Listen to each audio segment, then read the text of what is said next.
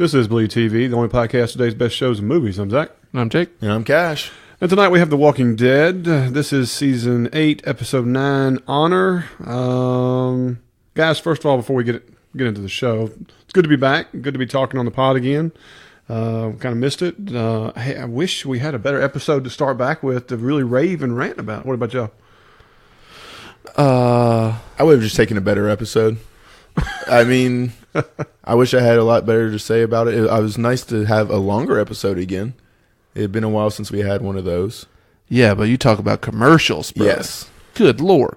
I really feel like the name of the episode should have been, How Long Does It Take to Die? Well, it varies. Yeah. On this show. Extremely. Obviously. Depending on the season. Yeah, I mean, like if I had to grade the episode overall, I'd probably go with a strong 6.2. I don't know what to give these wasn't episodes terrible. anymore. It's not like I'm just brutally bored by the episode, but this was pretty slow. Let me put it this way: if the episode was a container of itself, think about what happened during the episode. We watched a kid die for an hour and 23 minutes, minus the 47 minutes commercials. So really, 37 minutes of actual footage. And we watched Morgan change his mentality for the 15th time. There you go. That is what we've watched. We watched Carol and Morgan save Ezekiel, like the 18, and then we watched Carl die. Yeah, I mean, With some pretty good acting mixed in there, though. I will say, like, the acting in this episode was pretty strong, I felt like. I don't have a problem with the acting in this episode. I thought it was fine. I'm going to be honest with you. I thought that the direction and the choppiness of the flipping back and forth between stories and key moments was terribly distracting. When you had a solid moment, that you were feeling your heartstrings. It was immediately zipped away. And all of a sudden, you watch Morgan go and do annihilation mode. I thought that was kind of And we got to get rid of Old Man Rick. This has got to be the worst thing I've ever seen. Like the beard looks bad. At least an explanation. But let's dive into the episode and just kind of go into what it was and how it went. Do y'all want to break it into where it's just two parts? Yeah, definitely. Yeah. Okay. So I just want to make sure we're on the same page. Well, the episode. Do you want to do Carol Morgan first? Definitely. Yeah. And then, just like the episode, we'll just throw in Old Man Rick. Yeah. All right. Well, the reality of it is that it first opens up with Morgan at the, he's at a sniper outlook with his rifle that has a silencer on it. He's looking at Negan's compound, and we're just watching it. And there's radio chatter and so on. And then all of a sudden, we get a visual of the sniper, him looking through the scope of 3 or 4 guys coming out of one window, 3 or 4 guys coming out of another window, and they just start shooting zombies. Yeah. Now, are these walkers part of Negan's group? Yes. Because he made it, when he was talking on the radio, he made it almost seem like it was a different group. No. But once again, You have a sniper. great way to start your season off with a load of horse shit. Yeah. First of all, They're building walls of bodies Yes. with their perfect shots, and there's just this clear open space through the center. I'm like, come on, guys. It looks like a bulldozer drove through there and completely wiped them off to the side. there was so many things wrong with this. First of all, why didn't anybody shoot as soon as you saw somebody come out with a gun in the window? First one. To me, he has time to take out at least 3 of the 6 people who emerged from a window. Give me 2. Or at least shoot one and miss the next one. Okay, or at least just shoot once. Yeah, instead you watch them precision shoot walkers into stacks. For at least 30 seconds. He's stacking them 10 high on both sides of a clear path. With an automatic rifle from way up and then just dropping them like headshots. Oh, no, they're greasing these people. Oh, well, I mean, I know they are, but we know walkers don't die unless it's a headshot, so... Yeah. I mean, could you imagine what level of skill you would have to restrain yourself from shooting certain ones to make sure they fall into a pile? Correctly. I mean, it is unfathomable that this was the idea we're going to put on film. Mm-hmm. Not to mention, they also knew exactly where Morgan was. Yes. Because as soon as they start shooting, they start greasing Morgan's window. Yeah, like this group starts shooting over here, this group starts shooting here, and then 3 or 4 people come out the middle door, shoot a few people and shoot a few walkers in front of him, and then unload on Morgan's, wherever his nest is up there. It was like an old video game arcade. He busted through the doors with the one hand on the gun and just started spraying up at the top. And I was like, all right, we've gone there. Here's the thing. They showed Morgan being shot at. According to what we've seen in the past, there were multiple sniper posts. I think we had 5. To me, that even if there was just three snipers, as soon as they see people movement in those windows, we're dropping them like it's hot. You know what I mean?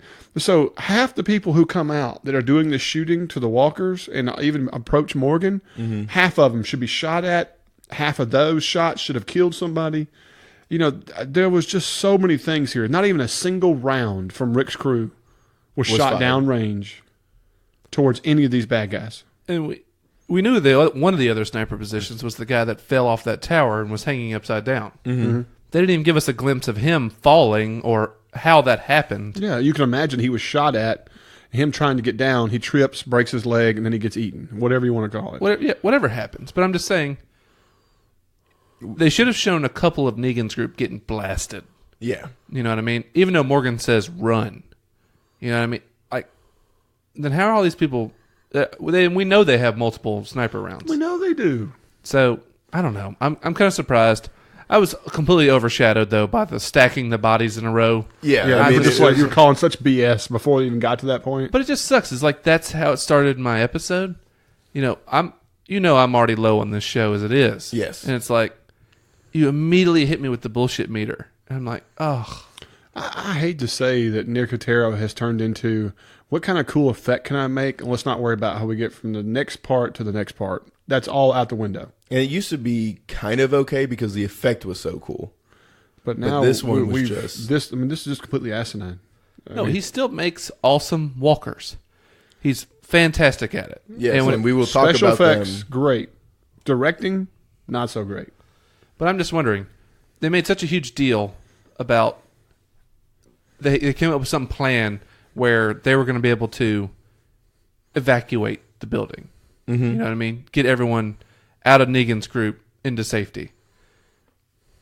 You remember when you look down on there, it's like just bodies everywhere and stuff like that. And this is what they showed us.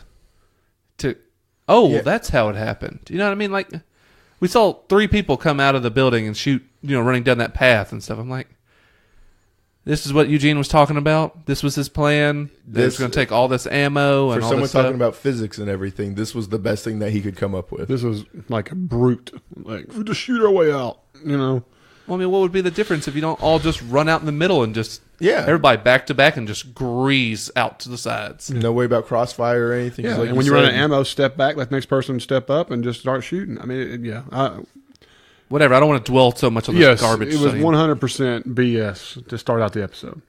Then, how about this? Morgan runs downstairs, closes the door, goes outside, notices walkers at a distance. Mm-hmm. You notice there's music playing in the background.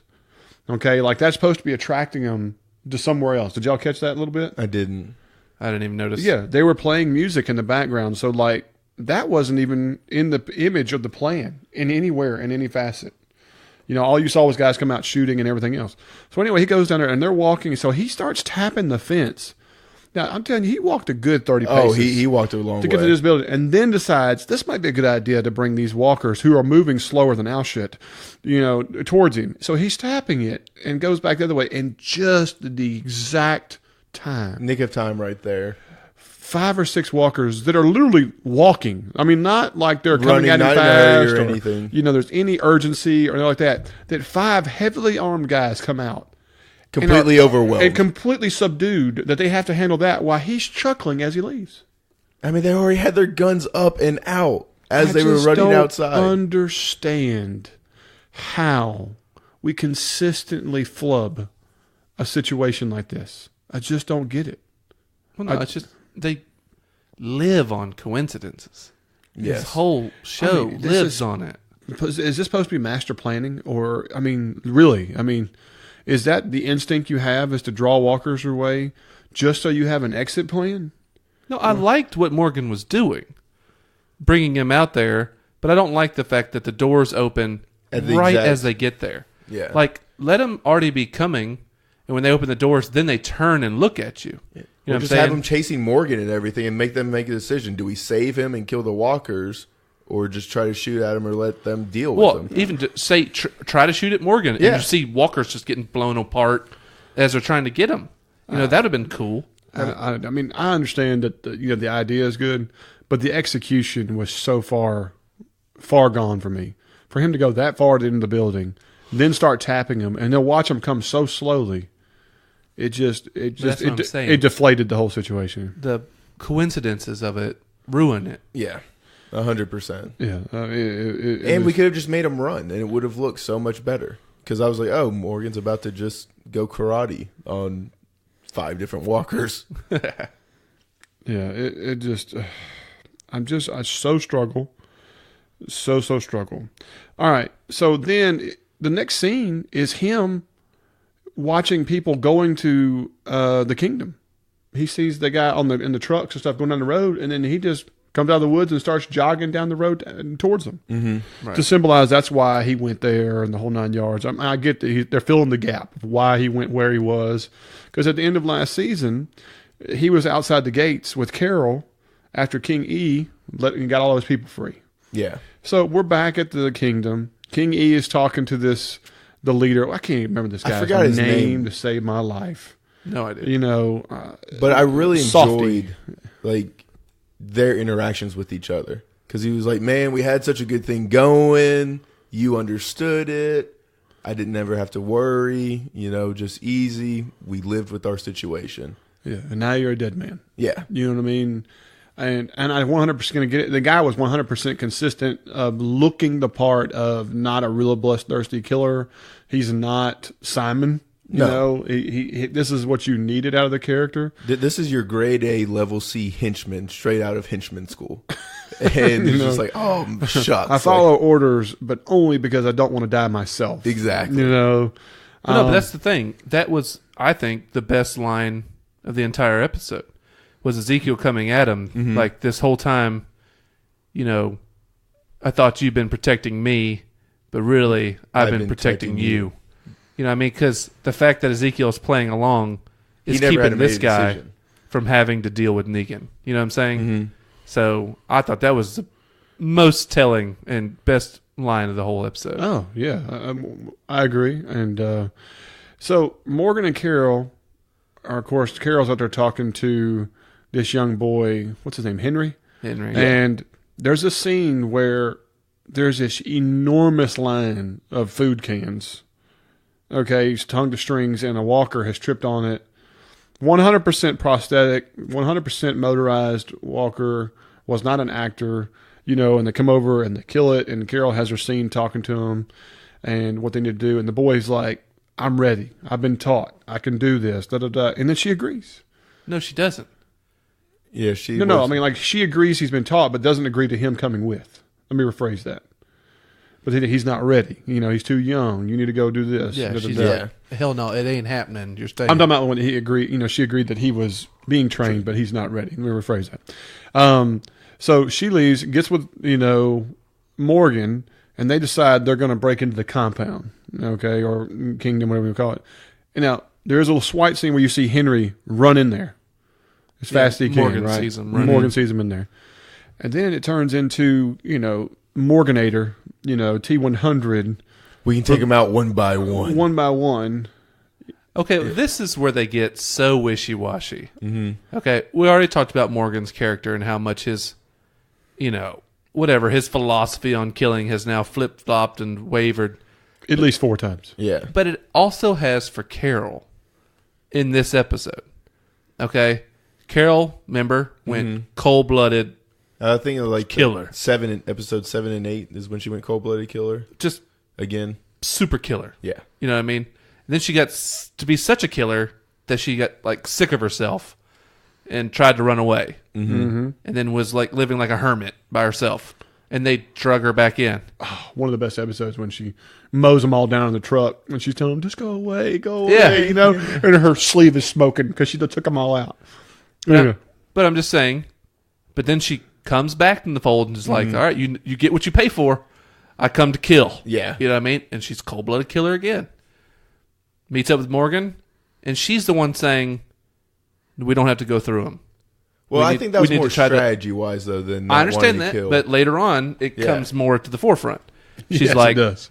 and I'm talking about in the same scene. She says, we don't have to go through him. Let's do our best to avoid him. And he's like, no. And then she just immediately turns and goes, Okay.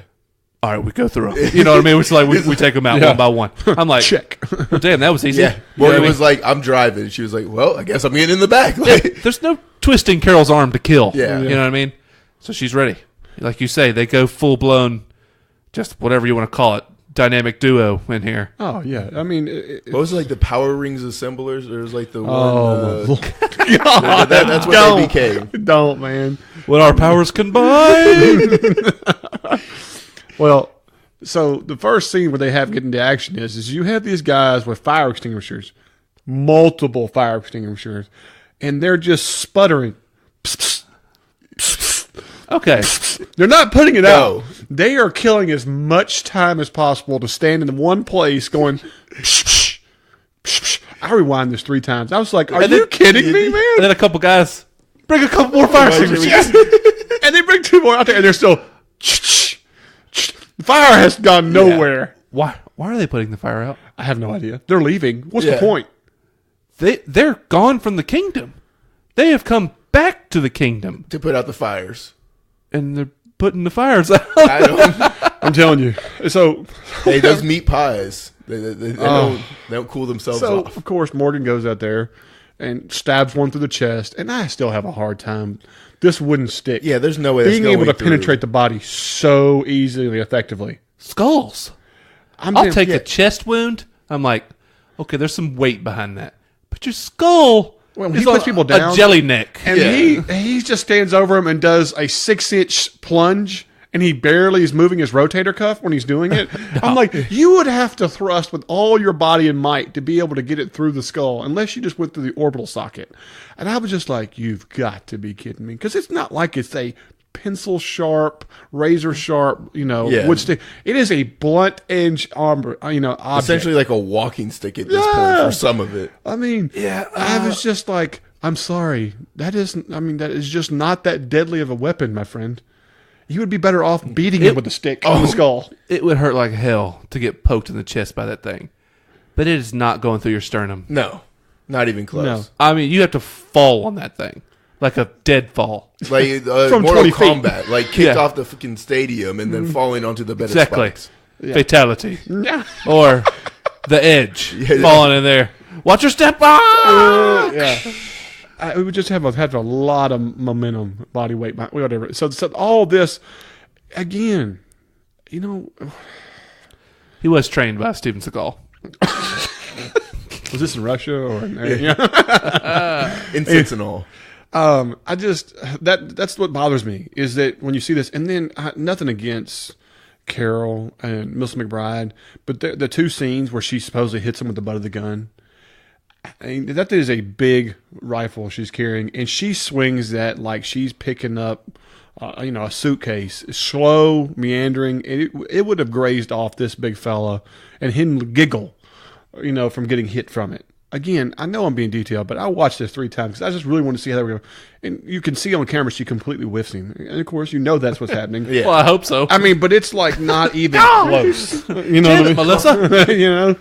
I'm just saying, like, it didn't look like it was a hit that would take you like, oh, I'm down, and then he walks over and goes, you're done. Yeah. It just didn't carry that. It just didn't. And then the very next scene, she's rocking a silenced Glock. That's what I was wondering. I was like, why are you hitting them over the head? Just pew. Yeah. We already know they're whispers in the movies. Yeah. You know what I mean? So just, Give him a nice plink little 'em. double tap. I good just to go. and I think it was a go. But that's what I'm saying. Like that right there, you don't go hit him with the butt of the gun where a guy can go, hey, or holler, or damn it, Especially or since- hitting his head. Yeah, it's Especially- over. Yeah, especially since you already acknowledge the fact that if one gets away and alerts everybody, We're screwed. We're foobar. And so that right there killed me. You know, and of course Morgan's like, he just comes around the corner and he's got, you know, two of them there, and he just walks up, you know, right between the chest of one of them and the neck of the other guy. The guy comes out the door to grease him, and of course there's McBride. You know, Carol just drops him. You know, But the thing is, he walks up and he goes, "Hey." He even alerts him that he's there. You know, I'm just like, oh man, come on. I know it. I mean, I don't know. you just needed the Terminator music in the background. You know, that's what you needed. I mean, that's what it felt like.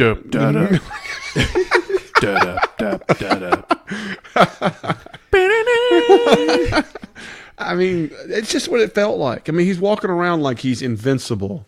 But he's also walking around like he's a maniac. Yeah. Because Like he did have the wide out stance and everything. Oh, my Or just God. plan be damned. He's just seeing red. Yeah. You know, he doesn't blink. No You know, care he or just- concern for his own safety. And he just keeps saying, no, yeah. no, clear. So then it leads to where the leader of the group is talking to Ezekiel, getting in the truck, and then he starts to radio folks, and they're, you know, Gonzalez, you know, and see, whoever the names they're calling, and nobody's calling, and he pulls his piece, and he's like, yeah, something ain't right. And then all of a sudden you hear gunfire. Mm-hmm. You know what I mean? And they're like, all right, everybody get inside, go inside. And they go into the, you know, to the theater, or whatever whatever you you want to call it. And, Would have been nice to see why you heard gunfire. Because as of right now, there's stealthy devils. oh, yeah, ghosts. It's just all of a sudden. It's Ghost Recon out there. K. You know, and he's like, oh, Lord. And she takes him in there. So I counted it. Leader plus 8 other people in the room. Couldn't take down. And then all of a sudden, we get a explosion at the front door. So evidently we have pyrotechnics, or somebody grabbed a grenade, or they were able to set a bomb off. No, they had to have set a bomb Yeah, Right, that's they'll the go only- off. with either a timer or remote. I didn't So see that maybe any one of their C4, satchels. but I didn't see. I didn't any. see that hanging on their purse Or as they had came some- in. Some dynamite with a long. Well, I didn't see string. Rosita. I didn't see any Rosita laying around. I've been hiding this in my ass for a special moment. Yeah, Here, well, you got a know. light, you know. Morgan does look a little bit tense. Oh, You know, I mean, that right there was like, okay, how did that happen? Okay, so let's move past the idea. All right, there's no conceivable way they showed us that he should have had an explosion as a diversion. But I'm sorry, guys, the biggest BS moment of the entire episode, even bigger than the zombie stacking in the beginning, was them kicking down this piece of wood like they're the A-team and shooting 8 different targets in a wide open theater room and killing majority of them before bullets start hitting the wall and Melissa McBride dives for her safety. I think they got. What, And he 5 does of it. them? And he does But it. the editing was bad because they show that person shooting at Carol already turned, aiming at her, greasing that area, and all of a sudden you see her like diving for her life, and I'm like, you would be just as toast as the other ones y'all are greasing from a further distance here. I mean, you think diving just stops the bullets from just ripping you apart? I don't know, man. It was like not only were you dead diving, but that is going to be a painful. Like even if you do somehow survive. Well, not only that, Morgan didn't even flinch. No. And he's still the T-100 up there, just taking rounds. Beast mode. I mean, and then if you if you watch how they edit it like you're talking about it, they're hitting the 2 guys on the far right, and then they go hit all the way across the room to the far left, and then all of a sudden, the middle guy who's got Ezekiel takes a round in the leg out of complete randomness. Not a bullet hits the ground anywhere around him. Nope. He just takes the one magic bullet, you know. Well, magic bullet, JFK. Yeah, exactly. Into the you know, I mean, clean sweep. You know, and then like one guy takes a shot center mass, but if you notice something, he takes one bullet to the chest, and no other bullets hit around him. Nope. You go back and watch them when they're editing; they're unloading automatic rifles. I mean, like there's no situation where they're going bang, bang, bang. You know, they're spraying and praying Yeah, in so every you're supposed to direction. believe that they let So up on the it's never a trigger. situation where a guy takes one round and falls like he's dead to the door. But he definitely wasn't dead. Yeah, the same guy who takes the center mass shot, which by the way was in his chest, not but in in the his- next scene it It's like was in his the kidney. gut. Yeah. It's his guts. Yeah. It was just, I mean, it was like really, really bad A-team or, you know, a Chuck Norris Commando. Delta movie, you know, kicking the door down and just spraying Uzis in different directions and everybody falling. And it was just, I just shaking my head, man. I mean, was like, these are normal people. She was a, Susie Homemaker, bakes cookies, cooks at home, a housewife. This guy, there's no combat training. No. There's no nothing. There is no diversion, kick things down, and use assault rifles to take out a room of 8 people fearlessly. I'm just sorry. It's just not in the mix. I just don't see it. And there were several times where, she props the gun up to aim and she's closing her eyes because there's debris hitting all around her. And she's shooting at somebody who's 30 feet away and there's no bullets hitting anywhere. It just, again, the way it was shot, the way it was delivered, I was just constantly questioning, really? I mean, really? To the point where eventually everybody's dead except for the leader of the group is on the floor who's nursing his leg wound. Yeah, away from everybody else. And of course, he drops his gun conveniently right where King E is, so he's able to grab it, and kill the one guy left who has the shot on Carol. And then the other guy who took a center mass shot, which every other character we've ever seen who has been nothing but fluff or cannon fodder, who takes a single round even in the shoulder, is dead on impact. This guy gets up, attacks Morgan. Beats the shit out of Morgan. Yeah. Beats the crap out of him. I mean, he's going to kill Morgan, yeah, essentially. He's choking him. And Morgan is able to take his hand. And this is not a walker. No. Ladies and gentlemen. This is a human being. Live non-turned. And is able to stick his hand into a gun wound. Like, not even like 1 or 2 fingers initially. No, he gets the whole hand. And is able to grab small intestines and start pulling it out. Is this the most painful way to die? New pornography is what it is. Oh. We've invented this is some crash type shit. The 4th hole has now been seen. Good God. What navel? The new navel. You mean like the 9th hole? Giggity. I use them all, son. All right. Airtight. Are we to say that the rule of cool over prevails the complete way this happened? I think so, because this one was actually pretty cool. It was pretty rad.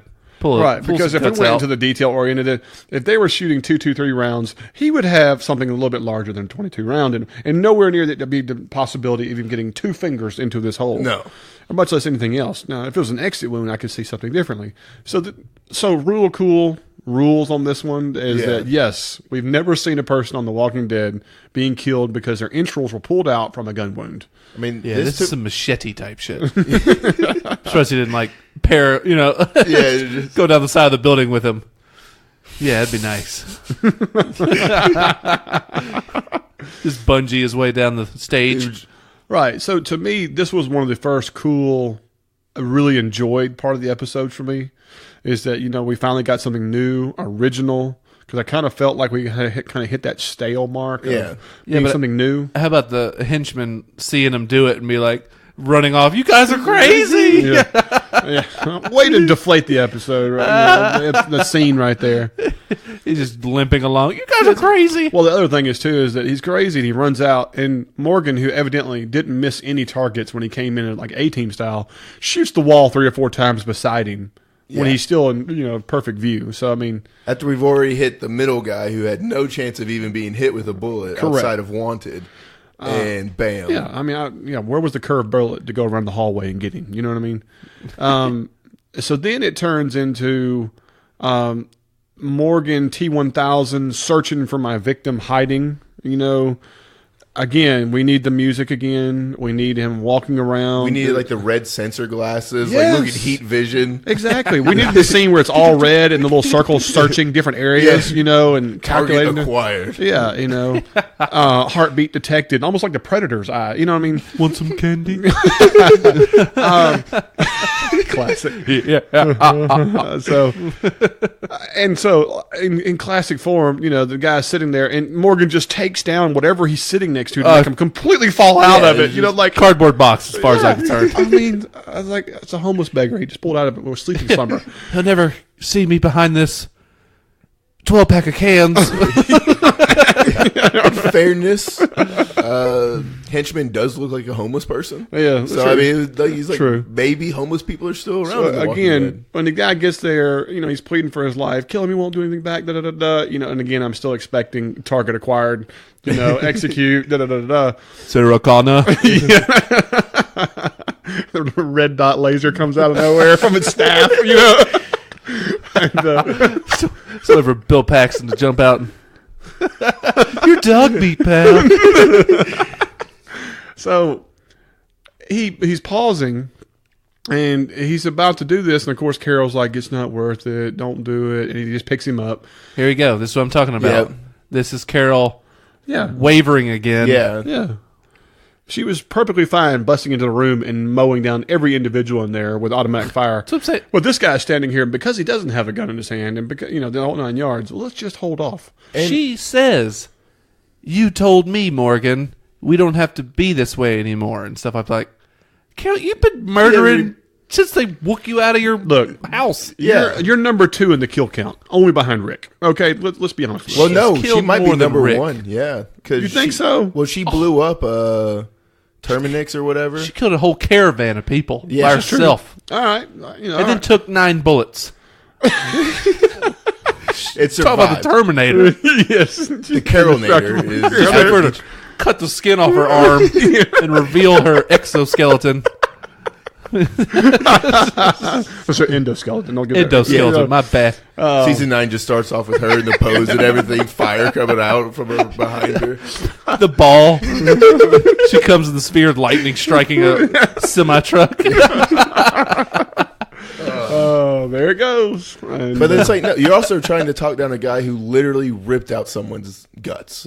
yes, I don't think that person can be talked to. and I 100% agree with you. And then so he pauses, like he's not going to do it. Like she has reached him emotionally, Yeah. mentally, and No. verbally, and so on. And all of a I sudden, have to. yeah. And then out of nowhere, Little Henry. the stick comes through his throat.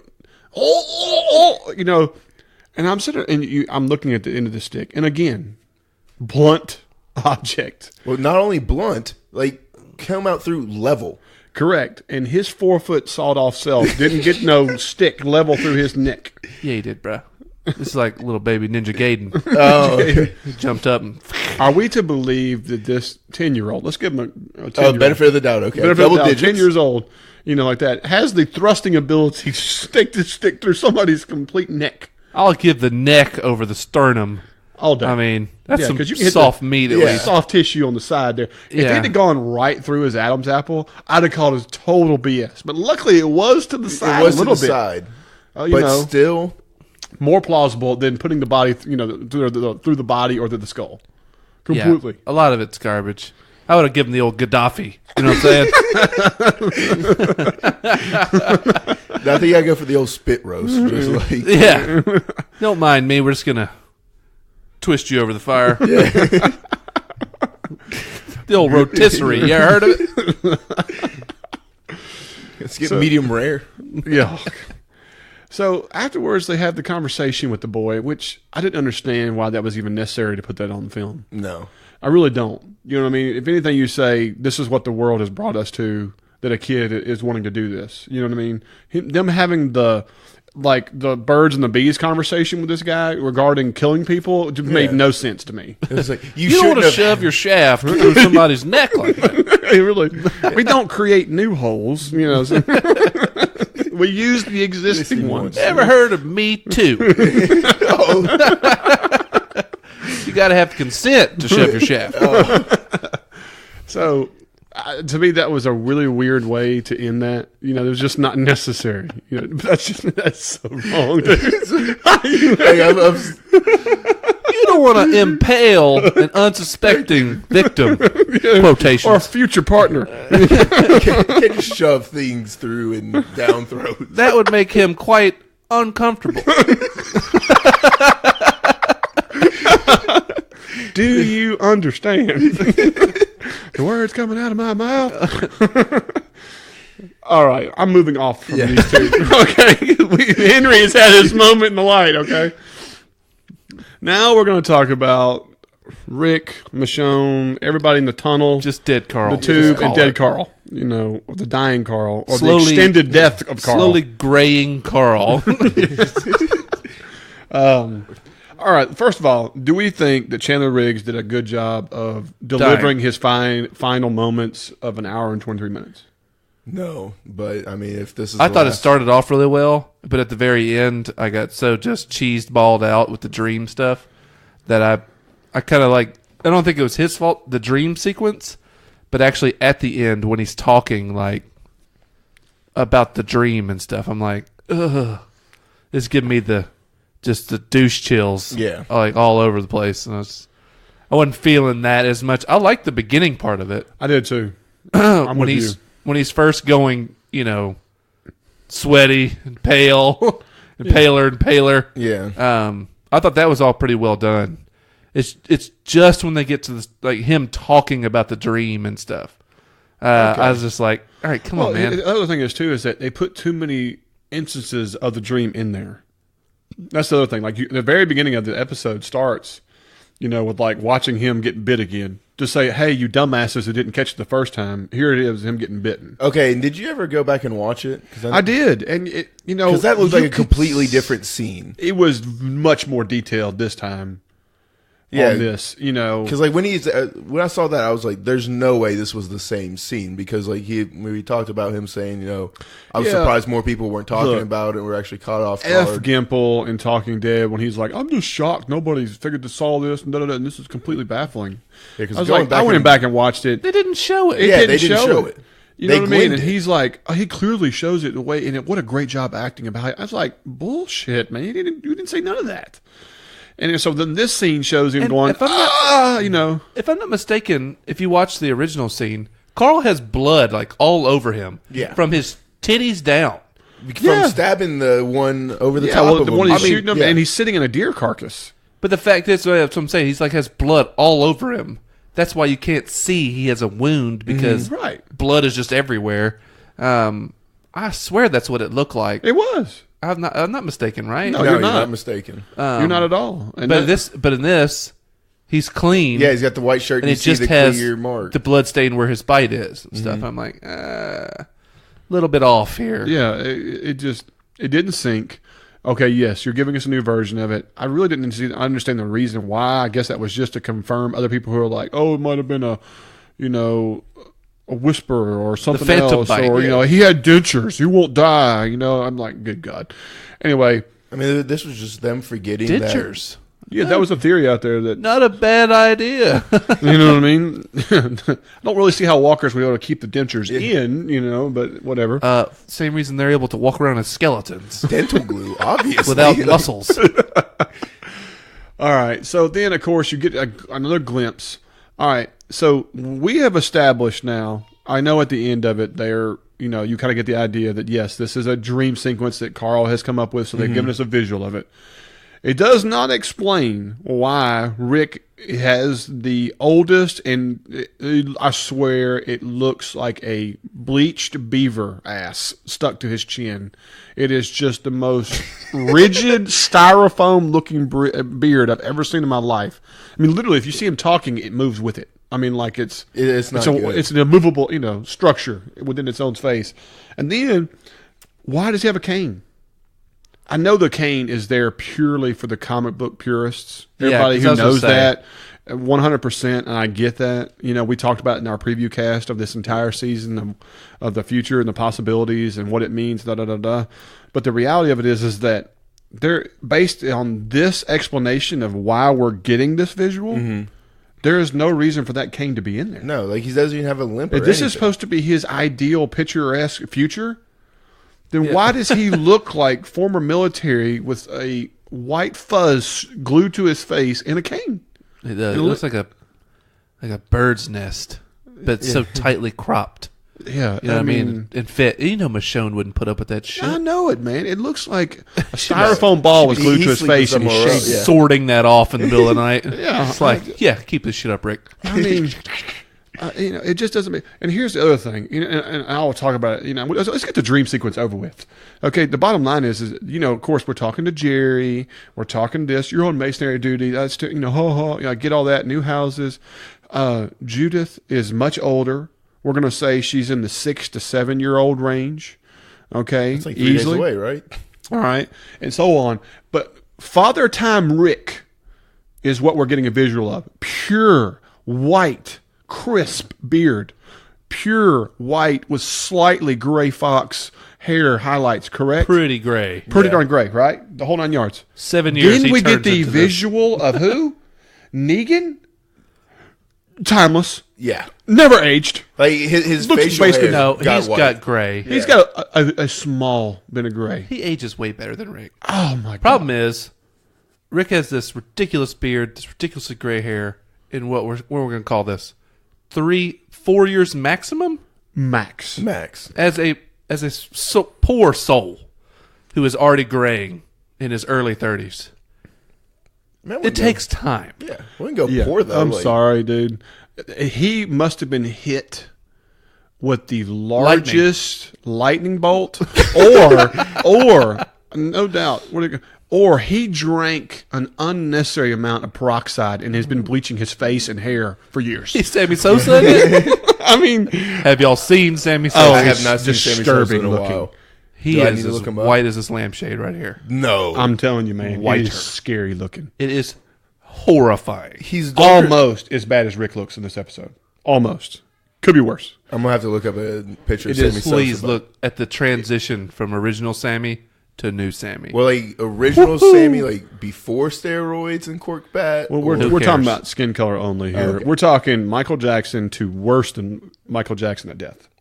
That's impressive. I mean, like, yes, he looks almost white. I don't even I'm know telling you, if it's this guy called was hit with a peroxide bomb in his face, and there's a reason he has ultra white beard, face. I mean, it's unbelievable.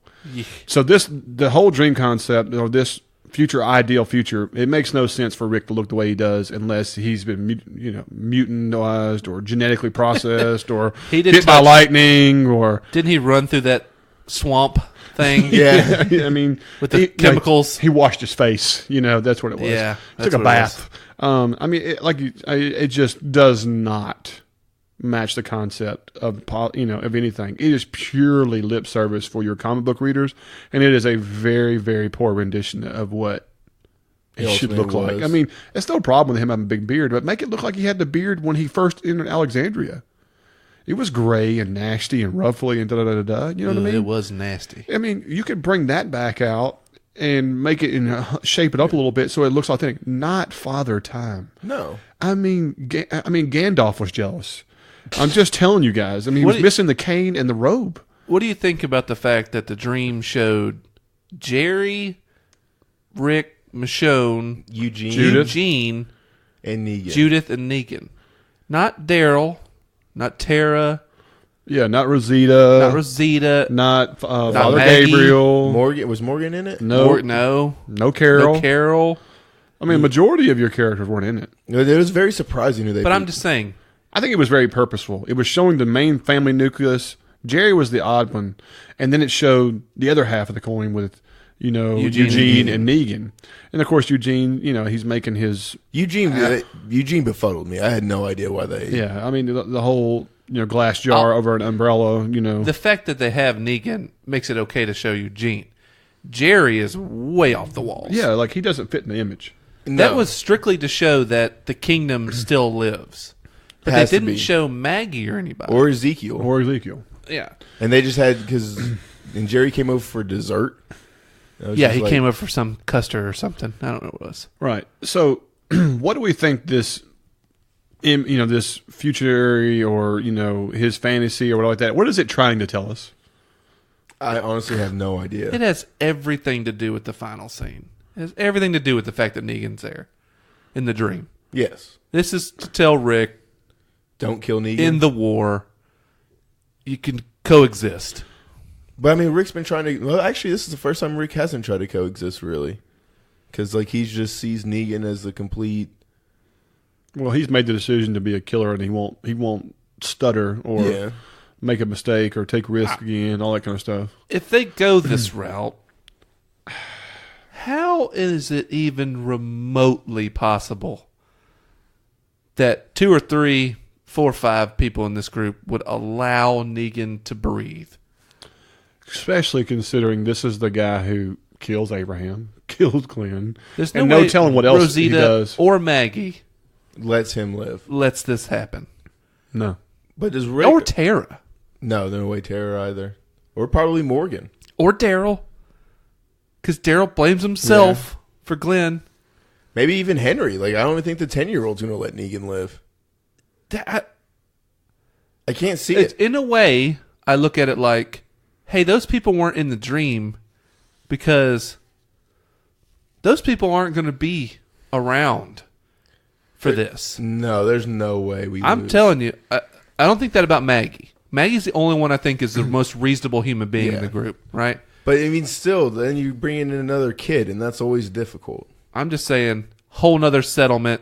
Yeah. They communicate and stuff like that, but Daryl and everybody else is in that one while Rick and company are over here. I mean, I don't know why where my head goes there, but I think about, like, who's not in the dream? Who is? Well, I mean, there's a reason for it. Ezekiel, once again, a reasonable person, would be okay with even trade, coexisting. Maggie, God, it's a stretch, but she is. I don't know if Ezekiel would be anymore after seeing all of his people get mowed down and everything. He is still a very reasonable dude. Yes. You know what I mean? Given, he's the one over there telling him, you don't have to make this choice. It's never too late to turn back. Da-da-da-da-da. You know what I mean? Right. And Maggie has shown time again that she can slough stuff off. Yeah, she can make She'll her swallow show her restraint. pride or anything for the better of the group. Yeah, there's no doubt. Well, let's go back to we'll go to predictions toward the end like that. But let's just talk about the Carl and what is the there to extended talk death about though? I mean, it's like this is true. I guess do we think the letters are going to play a part later on in the season? I think so. I mean, they have. I think they'll unfold them as we get into story arcs for different characters. You know how Walking Dead does. We're going to have an episode that focuses on little pockets of people, and those letters will become integral we're going to get how they respond. Because we're going to see Carl die every single episode. Because you're going to get to see a new experience of somebody realizing he's dead and getting a note or different things of that nature. So we're going to get a constant reminder I of can't Carl. take that. We're going to have a whole episode of Enid for sure. For sure, an episode of Enid. Yeah, I'm just of her, whatever, roaming around, planting a bush or something. Who knows? We're going to get it. Skating somewhere down the nice, peaceful road. Burying her roller skates. Wearing the hat, wearing the old... Going to the old hole in the tree. Right. All right, so just want to quote out a few things that kind of were little details that bothered me a little bit. You know, Rick's like, y'all go. Michonne's like, no, I'm staying with you. That's great. They have some more moments with him. They have a lot of conversation. Daryl takes Judith. And moves on. You know, he has this little moment. I'll keep her safe. You know, she's fine. He has another moment, too. We'll be their worst fucking nightmare. Because that's right. Daryl, you're our worst nightmare. Yeah, really. If we and look the back- odor in this sewer is only magnified by you. It's more your fault than it is Sadiq's fault over here. So you give us Merle, you got Glenn killed, Yeah, really. you smell like shit. You smell worse than the fucking sewer we're in. And the reason the child's crying is not because of her, it's because of you. Don't leave me with this unwashed heathen. So anyway, there's I'm sorry. Worst acting goes to Rosita on this episode, you know, because this is your fault. Da, da, da. He's right. Okay, we'll listen to you. I mean, like, the most monotone, like, everything is cool now, and I've made a decision. Everybody follow. You know, I'm just like, oh my God. I just don't get her. Like, her character has dive-bombed to the point of where, you know, we're at the abyss now. I would celebrate if we just see her walking along and then her head explodes from a random sniper shot, and they're just like, "Oh shit!" and they just keep running out, and be like, "Hell yeah!" You know. No, I just want to see her running with a janky piece of dynamite, and her just blow up like Saving Private Ryan with the sticky bombs. Oh. You know what I'm saying? It's like he's gonna. That's unfortunate. Yeah, really. Like she cooks a grenade but forgets about it. Yeah. It's like, we're gonna play. It's like watching Running Man, just like just running along. And, Yeah. Don't do it. My 17th boyfriend taught me this. Oh. Must have been Abraham. Just wish this screen was scratch and sniff. So anyway, again, yeah, there's not much to talk about. He says, so they get up and you have this, it's pitch of night, houses are on fire, they're trying to get him over to another house, evidently that is not blown up or destroyed. He can't make it any farther. So they decide to take him into the destroyed church, okay, which, correct me if I'm wrong, it was grenaded and then burned.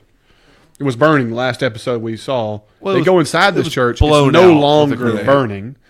And like that, of course, and they lay him down in front of this window. And there's a cool little shot there. I'll give them credit for this, where they're sitting there talking to him, and the light coming in from the blown out window is kind of hitting him. I thought that was pretty neat.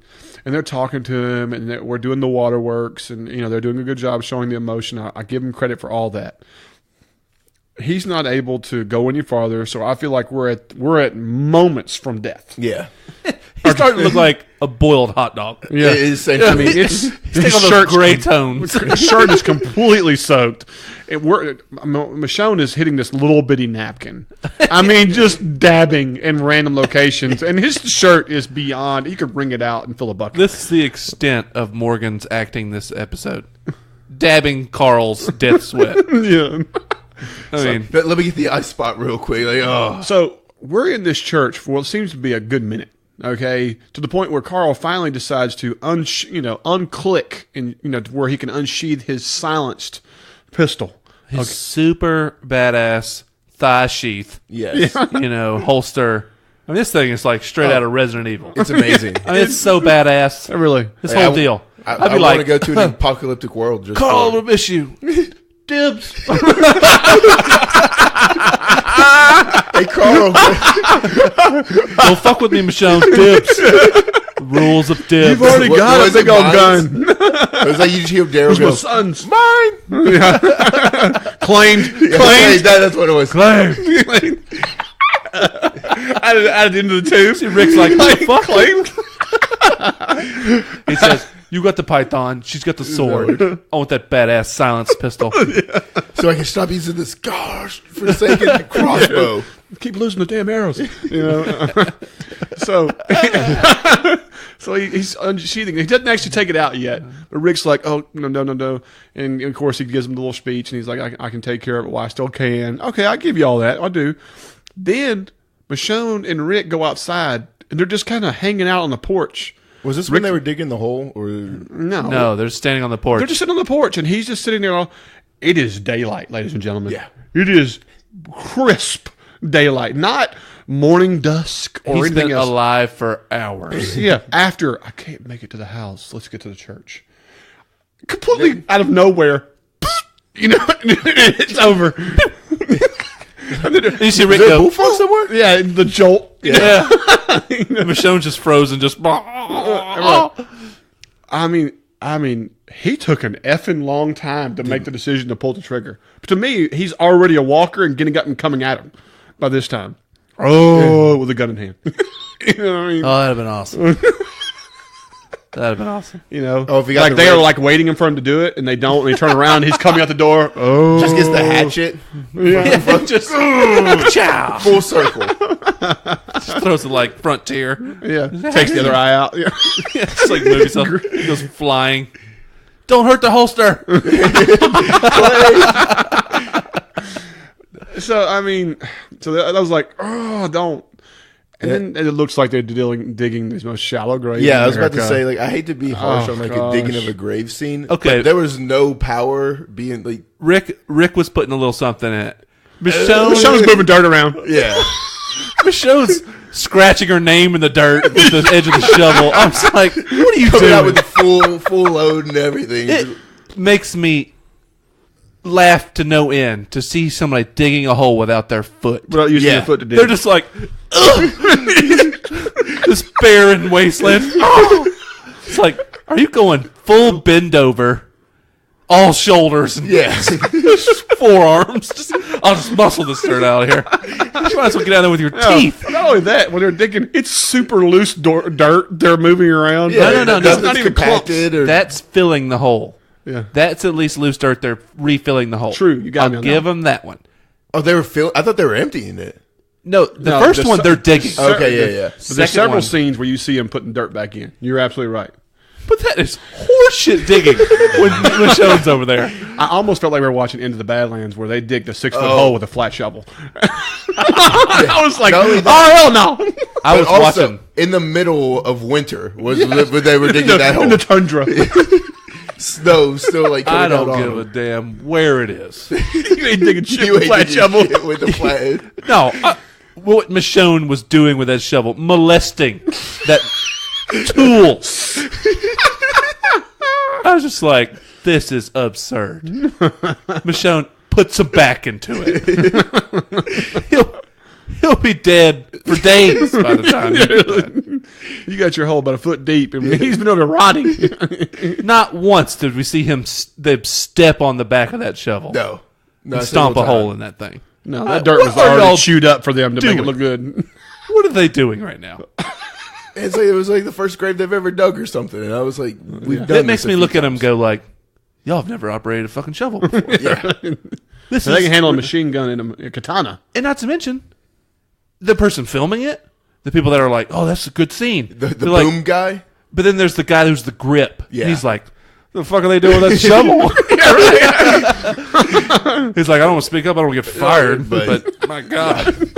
Have they ever Any used man one? worth of salt would be like, You're going to be here for days digging like that, man. I think that shovels hashtag me too at this point. I'm uncomfortable watching it.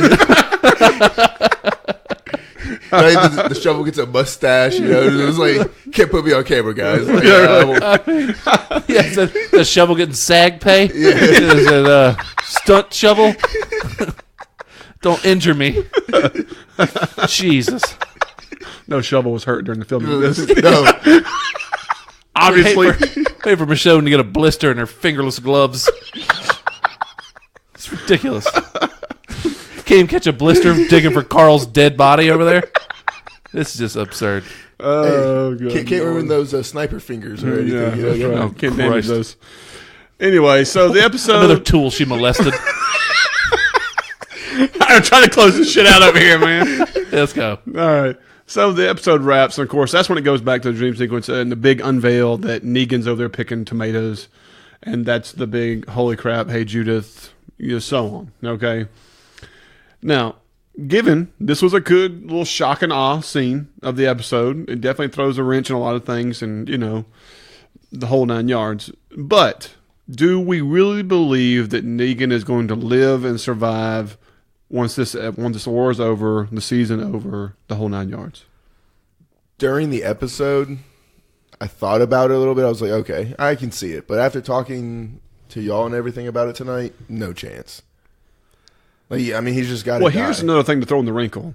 At the very end of the episode, you see Rick again with that scene of him leaning on the tree with the stained glass window hanging from the tree, Bleeding out. and he's bleeding out from a wound in his his kidney or side, and where he says, my mercy prevailed or something to that nature, and so on, meaning like he's saying that he showed mercy in a time when he shouldn't have. And to me, that's the only clue to the end of it. You know what I mean? Mm-hmm. Given we went over what the comic book tells us happens, this or so on. But I think the wound in his side is very telling. The scar tissue this poor bastard must have on that side of his body. Well, You grazed me. yes. You've been shot there like twice now, Rick. Stabbed there, I think, a couple times. Yeah. All his wounds are on that side the of his love body. handles. Yeah. I mean, there's no love handle left. The exit wounds alone was It's just torn scar them tissue. off. Yeah. It's just hip bone. And, Yeah. And extra scar tissue. At this point, it's like a cartoonish just hole right there. The skin's grown inside of it. Even the coyote's like, like oh. Witness and Harrison Judas Ford. putting her arm through it like, look at me, magic. I don't know. I don't know what's going to happen with the Negan thing. Like I said, it's hard to believe Maggie, Rosita, Daryl, Tara, any of them would Carol, like, even allow him Negan to live. So it's not just convincing Rick. Rick can be convinced, likely. Yes, I think Rick will be convinced. It'll be somebody turning their back against him. Yeah, And it's it'll like, probably be Daryl. fine, Negan. Fine. You can live as a slave. And then just Daryl jumps off a roof and just Impales him with the shoots shovel. him right through his head. Comes down with the toilet and just lands right on top of his head. Yeah. I don't know. To me personally, I think the whole scene here where he could possibly live, and that's the idea and so on, is merely diversion of what's going to happen, in my opinion. I really feel like it's going to be he's going to try, but it doesn't work out. You know what I mean? Like he tries to live by his son. There's more to the speech. You know what I mean? You know, I let mercy prevail. Like that letter yet still happen. You know, there's something more to this. Like they did in the very first episode, there was a image of old man Rick, and then we got an answer at the first episode of the new half season. I think purely that whole thing, well, he's at the tree, is purely just candy for us to salivate for at the end, but it's a pure diversion to what they're going for. That's just my opinion. Quick run up of the previews. You see a quick shot of Eugene making a bullet.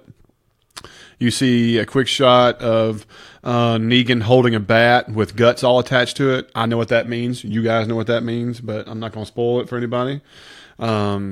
There was a scene of them bringing the box in, and they see Dean, who had turned into a walker. And them seeing with the box on top of it saying I got 38 more, and highlighting what Maggie had done. There was like one or two other things where they're running around, and then of course there's a scene where Simon's talking to the garbage pail people.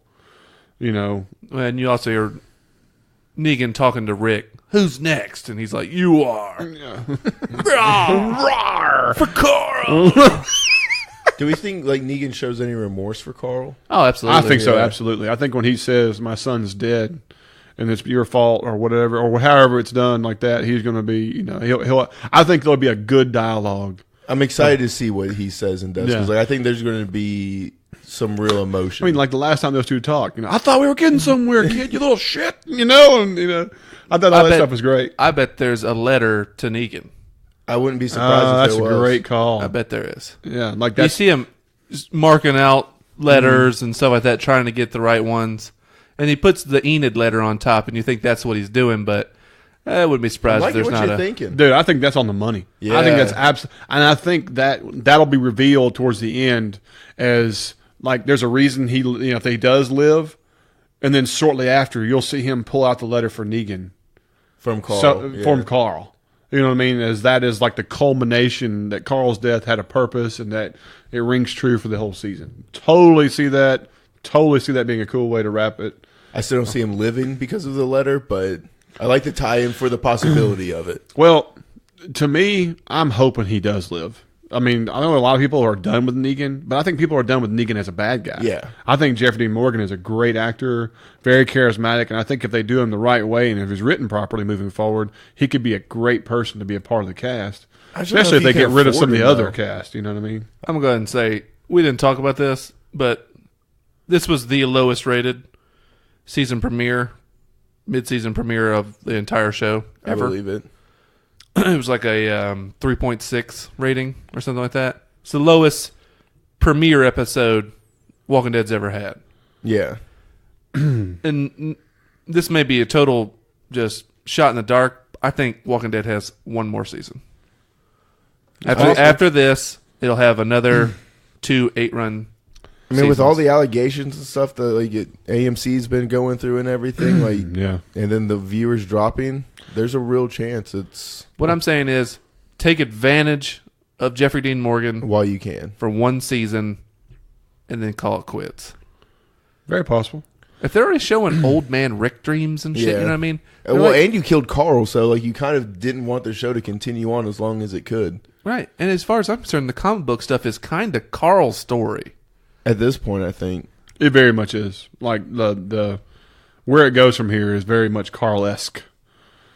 So, well, here's the deal. I went and looked this up. This is the audience scores per season. The first season was 91%. Second season dropped to 79%. And that's what a lot of people said that was one of the toughest ones. It went back to 85 for third and fourth. It went to 87 for the fifth season. That's one of our favorite ones. And then it dropped to 79. That was the season, that was right after Terminus, I think. That's when Alexandria was introduced. Yeah, that was a tough I believe season. that during that one. That's when, you had to kill the doctor, and the first season of Alexandria was really rough because they didn't and then it went to last year's, the Rise Up, where they decided and bad things happened. That was 60%. And then this year, so far into 8 episodes, is at 52%. Yeah. It is almost half the viewer rating that it was when the show first started. Whew.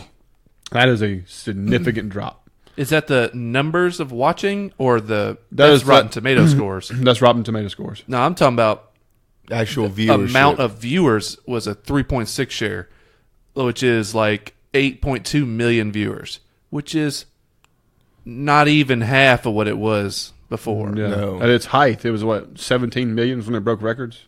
I think it touched 20. Yeah. So I mean, so there you go. So 'Cause, I mean, it was beating Game of Thrones in ratings and everything. it was number one on well, TV. paid cable's going to get that, but yeah, I think they got one more season. Well, they've already been approved for 9. You know, and then the comment has been made that they'll keep this going as long as they, I mean, as as they long as want you to. can print money and stuff, but they might It's not be still able the number to. one show on AMC. It is still its number one cash cow. I don't care. They're getting blown out of the water. Netflix announced today 100 700 Netflix original shows by the end of the year. by the end of the year. And a lot of them are good. 700. That's movies and TV shows Yeah. they're going to come out with on their own. You have to keep up with, not to mention the numbers of stuff that they're putting out, but the quality is amazing at Netflix. For at least like 60% of it. It is. Look, there are certain things, they're not made for me. Yeah. You know, I watch a lot of stand-up comedy and stuff like that, and they put out stuff that's for all types of people. I don't watch 90% of it. Nope. But I watch a lot of stand-up that other 10% holds true. And there's at least 30 of them for you because they do so many stand-up. I think they've taken Absolutely. over for all the stand-up. Well, HBO still has a few. And I'm just saying because of the fact that like Emmy Awards now are going, Netflix shows, Amazon shows, What was it, Hulu that had the Handmaid's Tales? Hulu, they're winning awards. Mm-hmm. So people are paying attention to them just as much as they are as regular television. I think more than regular television. Outside of like the dramas like This Is Us Right. and well, the other But- ones are. I'm from Stranger Things and Handmaid's Tale. What's the Amazon movie? Manchester by the Sea. Yep. Or Man in the High Castle, the Amazon. All that stuff, right? I'm watching Altered Carbon right now. Wicked badass show I need to start it. on Netflix. There's just too much good shit out there. You know? And it's a lot of people are cutting the cord and going away and from. As soon as you get 1 or 2 episodes behind, people are like, I just don't want to catch up. That's the Because thing. they've got so many other things. Let's be honest with you. Walking Dead has not gained new viewership of any type in a long time. It's just a No. dwindling of I the think original. I might be the newest viewer to The Walking Dead. I'm telling you, and I pod the show. When somebody tells me like, "Oh man, I'm like 1 season behind," I just tell them, "Don't worry about it." Yeah, I told my brother to stop. You got it in. You're good. I said, Yeah. "Just stop, man. It's not. You just disappoint yourself. It's not worth your time." Let me tell you 10 other super awesome shows or movies you could watch instead. It's like, I'll tell you to go watch a certain episode of Walking Dead just for like the cool scenes that like we still have. Name and, like, one in the last season and a half. Thank Dick. you.